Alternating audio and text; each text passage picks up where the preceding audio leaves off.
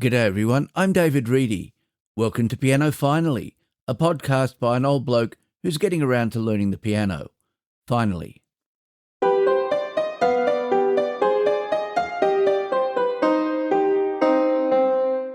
Welcome to show number 84. Thank you very much for downloading the show. If you're a regular listener, then thanks for your support. But if this is the first time you're hearing the podcast, I hope you enjoy what's in the show. And if you do like what you hear, please consider subscribing. Are you also learning a musical instrument? If you are, let me know how you're going with it. You can contact me at david@pianofinally.show. Well, the holidays are over, and all the staff from work went back after the Monday public holiday. It was for 4 days of review and planning meetings and getting everything ready. All our new students will be at school on Monday, and all the returning students come back on Tuesday. I have my class lists for the coming year, and most of my students are not ones I've taught before. Even though I'm teaching the year they have moved into, I have other classes with new faces. It's a fun time of the year, and it's nice to be getting off to a new start. There is some follow-up from last week's episode. I sent back the 2 music books, the Elton John and Billy Joel titles, that were dodgy print-on-demand versions without any proper attributions, and so probably pirated. I hadn't done an Amazon return before, and it was really simple.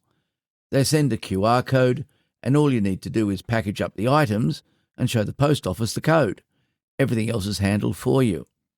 The refund even turned up in my account within a couple of hours of handing over the package, even before it had arrived at Amazon.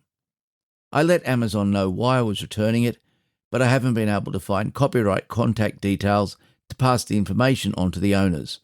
I'll keep looking. In this week's episode, we're going to look at the choir adventure I've just had.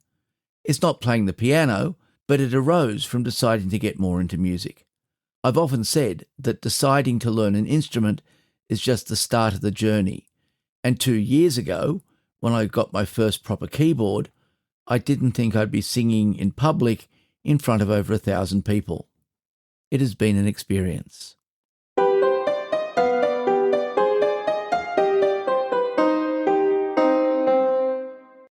I think that this is the first time I have recommended a video that I am in, although you'll have to look very carefully to find me, and I'm only on screen for about a second. This is, of course, some of the video from the Belong Choir performance I was part of last weekend. The video was produced by the Sydney Festival and looks at more than just the performance, adding in moments from the rehearsals and interviews with Nardi Simpson and others. The video includes parts of the opening and closing numbers, Old Ones and 4 Directions, both written by Nardi. It's well put together and will give you some idea of what the whole thing looked like. There's probably a lot more video around of the performance, and if any shows up, I'll include it in the show notes in coming weeks. For the moment, I'll just include a link to the official Sydney Festival video.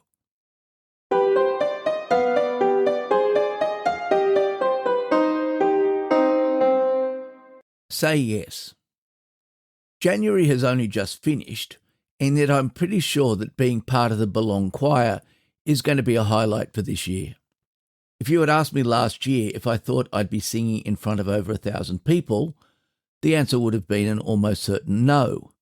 The last time I was part of a choir was at school in second form in 1975, and the only other singing is joining in at school assemblies and the national anthem when required, although I have sung that from the concert hall stage of the Sydney Opera House. So how is it that all this came about? Well, I said yes. I've ended up doing a lot of things over the last more than 60 years. Most of them have come about because I tend to say yes more often than I say no. I sort of believe in not planning too much and taking advantage of opportunities as they arise. Now, this is not advice to just say yes to everything, but if something fits in with who you think you are and it's not going to harm you or anybody else, then starting with possibly is a good idea. It is very easy to just keep going along the way you currently are. It is somewhat comforting to know exactly what is going to happen at this time next week or next year. I've been sent the school timetable for the next term, so in theory, I know exactly what I'll be doing at work up until Easter. Now, there are likely to be many unexpected events along the way, but all in all, I sort of know where I'll be up to at work. In this case, planning and predictable is good. I'll be teaching around 150 children directly, and keeping things organised for them is important, but it does reduce the scope for new discoveries. If everything we do is planned and predictable, then we sort of know how everything is going to turn out, and that can be a bit boring. It's hard to have a surprise if you already know what's going to be happening. Surprises aren't always good, but I find that they are more often good than otherwise. How do you make sure there is room for surprises? Say yes when an opportunity comes along, and keep an eye out for opportunities. In the case of the Belong Choir, the opportunity came in the form of an email from the Sydney Festival. I went to some of last year's shows and was on their mailing list. There's another hint for finding opportunities. Get out of the house. With all the entertainment options you can have at home, it can be tempting to not take advantage of live music, theatre, and other events and just stay in. Getting out means meeting other people with similar tastes, and that leads to even more opportunities. Is saying yes scary? Sometimes. No thank you is much safer. If my life is going along nicely most of the time, then it can be very safe to not rock the boat, to keep doing all the same things and maintain the status quo. I vaguely remember a sketch on Seinfeld in which the characters are discussing where to go to eat. Should they go to the same place where they know and like the food, or to a new place which may not be as good, but which may be better? I don't know how they resolved it, but I'd hope it was the new place. I first saw the request for singers for the Belong Choir in October. It was just after the closing date for expressions of interest. On the spur of the moment, I decided to fill in the online form anyway. It wasn't a commitment, just an expression of interest. I could become uninterested if necessary. I pointed it out to a couple of other people and then forgot all about it. In the middle of November, an email arrived with the dates and times for the rehearsals. So it was decision time. I did not sing in public, except when absolutely necessary to set an example for students at assembly, and I never really even got into communal happy birthdays. I'm not a particularly good singer, and singing solo is something I would never consider. I weighed up the opportunity of trying something new and potential disasters, and decided it wouldn't hurt to give it a go, and it might be wonderful. The worst that could happen was that I would be so off tune that I'd be asked not to come back next time. Embarrassing, but I'd survive. Of course, that's not what happened. The rehearsal went well, and even when I got moved to the front and put into the very small group of tenor and lower register voices, I still managed to sing. I met new people every step of the way. There was a fair bit of waiting around, so striking up a conversation with whomever was nearby was really easy. Remember, everyone there has at least that in common, so there's a plus. The spur-of-the-moment decision to send the expression of interest led to an unforgettable experience, one that I haven't stopped telling people about. I got to see an incredible artist at work. Nadia Simpson, who wrote most of the words and music and led the choir, made something truly special and then shared it with all of us. I got to be part of an acknowledgement of the wrongs visited upon the original inhabitants of this place, and perhaps a part of a small step towards real reconciliation. And I got to have a lot of fun. It has opened a whole new world of opportunities and let me push some of my boundaries back a bit. And all from saying yes without giving it too much thought, but with a sense of adventure.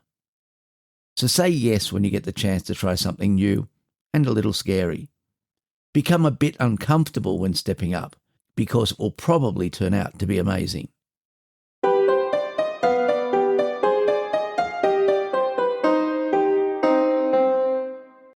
While I was writing this week's episode, an email turned up announcing this year's edition of the Megalong Music Festival. I went to the final day of the festival last year, and it was great. As the name suggests, the festival is held in the Megalong Valley, which is a couple of hours west of Sydney if you're driving. The valley is one of the most picturesque spots in the Blue Mountains and is well worth a visit, even if there is not a music festival on.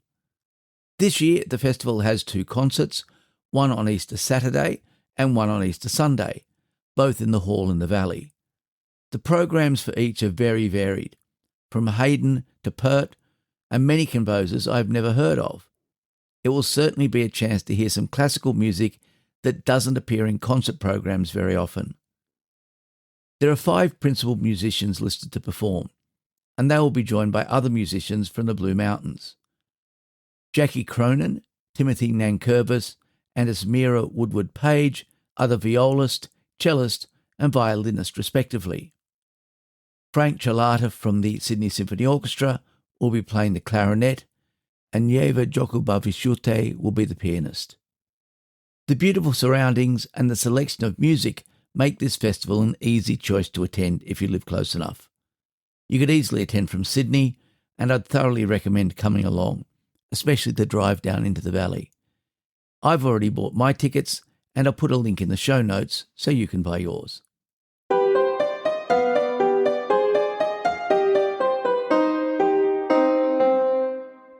As I mentioned earlier, the students are back at school this week, and so my piano lessons commence again tomorrow afternoon. I didn't get anywhere near as much practice done in the holidays as I had hoped, so I'll have to get into a better rhythm throughout this term.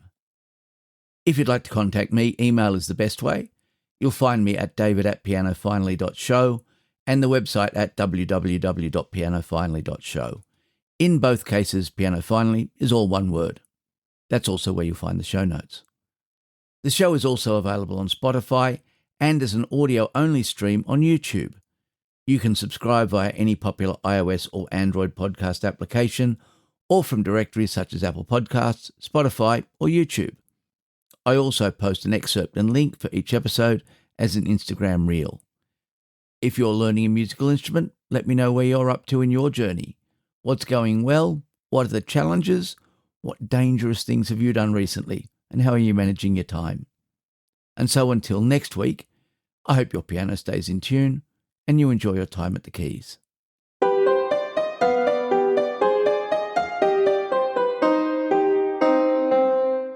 Over the past week, I've mainly been working on Sea Song.